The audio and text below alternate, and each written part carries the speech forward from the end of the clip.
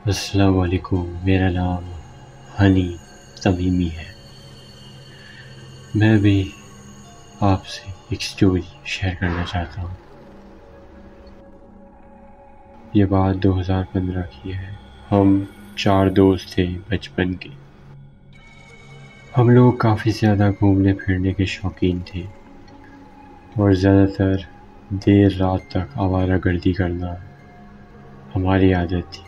ہمارا ایک دوست جس کو ان سب چیزوں پر یقین تھا، جن بھوت وغیرہ، لیکن پھر بھی شوخا شوخی میں آ کر ہر بار ایک ہی بات کہتا اور کچھ گیمز کھیلنے کا کہتا جن کے تھرو بھوت چڑیل کو بلایا جائے۔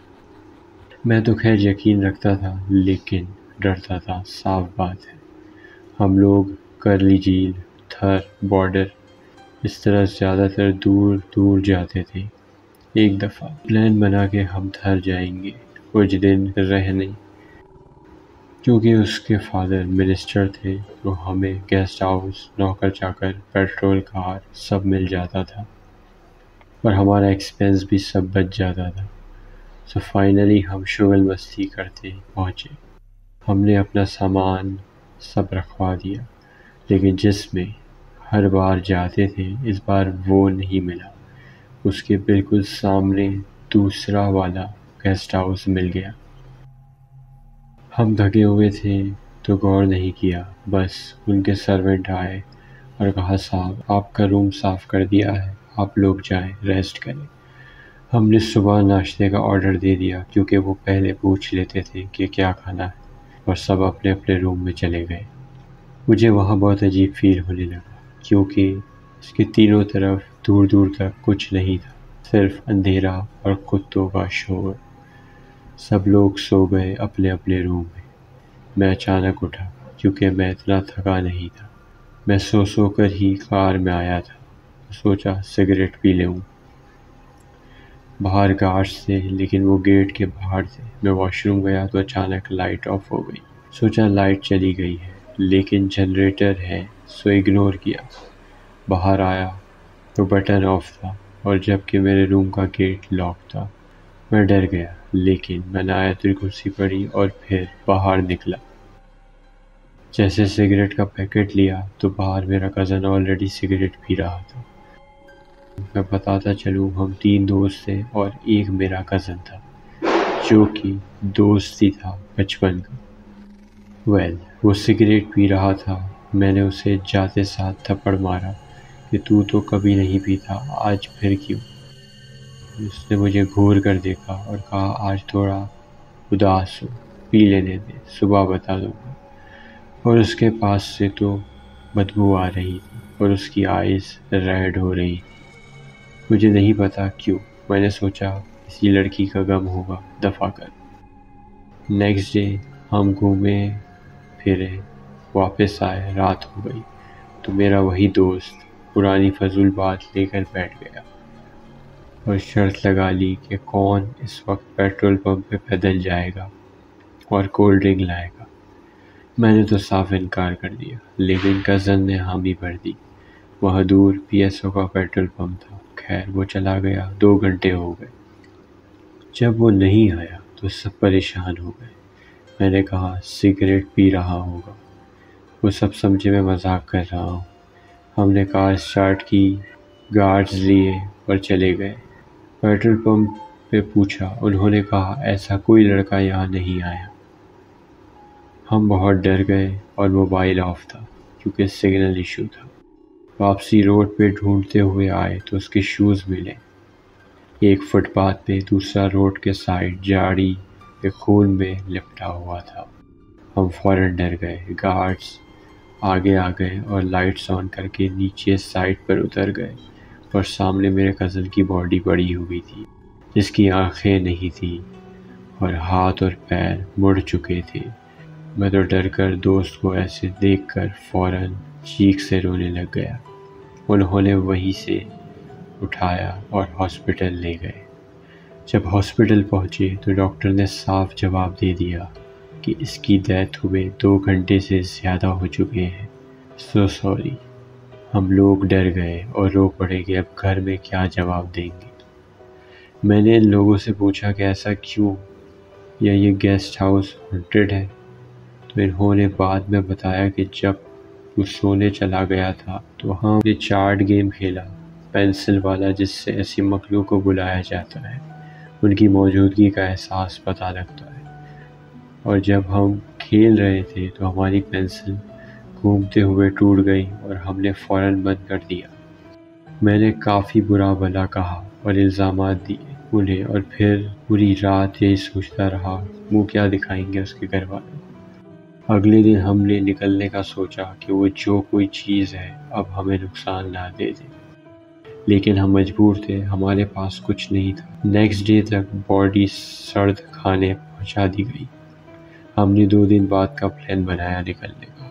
پوری رات گارڈ ساتھ رہے، لیکن وہ جو بھی چیز تھی اس کے بعد میرے دوسرے دوست کے پاس جا پہنچی۔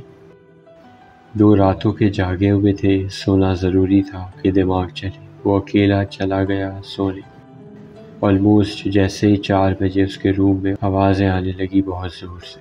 گارڈز سارے آ گئے، ہم بھی دونوں پہنچے تو خوف سے جان نکل گئی۔ وہ اپنی دیوار پر اسپائڈر کی طرح چپکا ہوا اور گردن پیچھے مڑی ہوئی۔ کچھ دیر کے لیے جان نکل گئی، لیکن ایک گارڈ نے ہمت کر کے سندھی میں پوچھا کہ کون؟ تو اس نے صاف عورت کی آواز میں بولا، سندھی زبان میں، مجھے بلایا تھا تم لوگوں نے ہی، اور بیچ میں چھوڑا بھی تم لوگوں نے، اور یہاں سے جانے کا مت سوچنا۔ اور اس نے ہمارے سامنے خود کے ہاتھ پہ بائٹ کیا اور گوشت اتار کر دوسری طرف پھینک دیا۔ اور یہ منظر کسی فلم سے کم خوفناک نہیں تھا۔ میں اسی وقت بے ہوش ہو چکا تھا۔ آگے جو ہوا مجھے نہیں معلوم۔ سب میرے آخری دوست نے بتایا۔ صبح یہ فیصل نہیں رہا۔ میں رونے لگ گیا اس کے گلے سے اور پوچھا کیسے، تو اس نے ہاتھ جوڑ کر معافی مانگی۔ تو اس نے اس گارڈ کو بھی اٹھا پھینکا اور چلی گئی، لیکن فیصل نہیں اٹھا۔ اس کا بلڈ پورے روم میں تھا۔ ایون آج بھی میرے دوستوں کی ان حالت میں تصویریں ہیں جو کہ نہ ہم دیکھ سکتے ہیں اور نہ دکھا سکتے ہیں۔ آج بھی لکھتے ہوئے جگر پھٹ جاتا ہے۔ ہمارے پاس اب بتانے کے علاوہ کوئی آپشن نہیں تھا، اور ڈر یہ تھا کہ اب میرا نمبر ہے۔ ہم نے دوپہر 2 بجے سے پہلے فیصل کے ابو کو سب بتایا، گارڈز کے تھرو، تاکہ انہیں یقین ہو۔ وہ اسی وقت وہاں سے پروٹوکول کے ساتھ نکل پڑے، لیکن انہیں آتے آتے رات ہو جاتی۔ وہی ہوا، مغرب ہو گئی اور وہ وائرلیس پر کانٹیکٹ میں تھے تو کبھی موبائل پہ۔ رات کے تقریباً 11 بج چکے تھے۔ ہم لوگ بیٹھک میں آ کر بیٹھ گئے، وضو کیا اور اللہ کے نام کا ورد کرتے رہے۔ گیٹ لاک تھے، لائٹس ہر جگہ کی آن تھی، اور دل میں موت کا خوف تھا کہ اچانک ان کے فادر کا میسج آیا کہ میں آپ کے پاس 3 گھنٹے میں پہنچ جاؤں گا، سگنل ایشو ہے۔ ہمیں تھوڑا چین آیا اور سکون کا سانس ہی لیا کہ سب لائٹس آف ہو گئی اور سین کے تمام شیشے ٹوٹ گئے اور ہم ایک دوسرے کے گلے لگ گئے، لیکن مجھے نہیں پتا تھا میں موت کو گلے لگا بیٹھا ہوں۔ میں نے اسے کہا، یار فکر نہ کر، ہم گھر جائیں گے، اور اس نے اسی عورت کی آواز میں کہا، شاید اب کبھی نہیں۔ اس کی آنکھیں وائٹ ہو چکی تھی۔ میں دوڑتا ہوا پیچھے ہوا اور کہا، تمہیں اردو آتی ہے تو خدا رسول کا واسطہ اسے چھوڑ دو، میرا ایک ہی دوست ہے۔ بس گارڈز نے ہوائی فائرنگ بھی کی، لیکن اس نے اپنی نظر سے ہی انہیں پیچھے مار گرایا تینوں کو، اور ہنستے ہوئے باہر چلا گیا۔ گیٹ لاک تھے، لیکن اس دن کوک بھی ہمارے یہیں رہ گیا تھا۔ اس نے روکنے کی کوشش کی تو اسے اتنا زور کا چیسٹ پہ تھپڑ مارا کہ اس کا بلڈ آ گیا۔ پیچھے گاڑی کی لائٹس آن کی، لیکن کہیں نہ ملا۔ دوست کے فادر سے بھی بہت مشکل سے کانٹیکٹ کیا۔ 2.5 گھنٹے بعد وہ پہنچ گئے، لیکن انہوں نے سب سے پہلے مجھے سیو کیا اور کہا کہ میرا بیٹا کہاں ہے، جو کہ میں نے روتے ہوئے انہیں سب بتایا۔ فجر ہوتے ہی وہاں سارے ہندو پوجا کرنے نکل پڑتے ہیں۔ مندر جا کر اس کے فادر نے مجھے کہا، اور وہاں کے سب سے بڑے پنڈت جو کہ گازی پیتی میں ہوتے ہیں، یہ وہاں کے ایک ایریا کا نام ہے۔ وہاں گئے اور انہیں سب بتایا۔ انہوں نے کچھ سامان منگوایا، کالے بکرے کا سر جس پہ بلڈ لگا ہو، مطلب فریش، اور بلیک چکن، مرغا، اور مجھ سے سب پوچھا۔ میں نے ورڈ ٹو ورڈ بتا دیا۔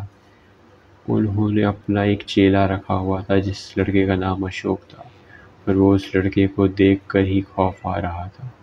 اس پنڈت نے اس میں حاضری کروائی کسی اور کی، اور اسے کہا جا اسے لے کر آ، اور کچھ ہندی میں پڑھا۔ کچھ دیر بعد وہ آ گئی۔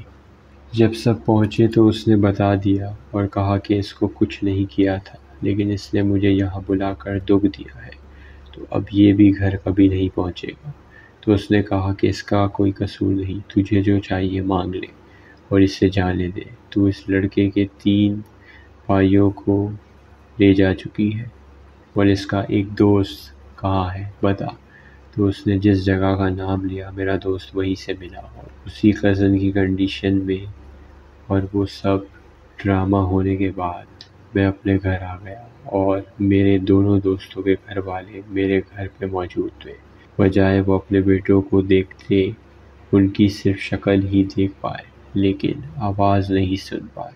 انکل نے انہیں سب بتا دیا کہ میری کوئی غلطی نہیں، لیکن میں آج تک انہیں منہ دکھانے سے ڈرتا ہوں۔ میں نے کبھی بھی باہر کسی سے یہ کہانی شیئر نہیں کی، کسی کی پوچھنے کی ہمت بھی نہیں ہوئی۔ جس نے باڈی دیکھی خوف کے مارے پیچھے ہو گئے۔ آپ سب کو بتانے کا یہی مقصد ہے کہ یہ اوپر والے کی بنائی ہوئی چیزیں ہیں۔ جب وہ آپ کو کچھ نہیں کہہ رہی تو آپ بھی بے وجہ انہیں تکلیف نہ دیں، کیونکہ ہم جیسے جوان خون ان کو اپنے بس میں نہیں کر سکتے۔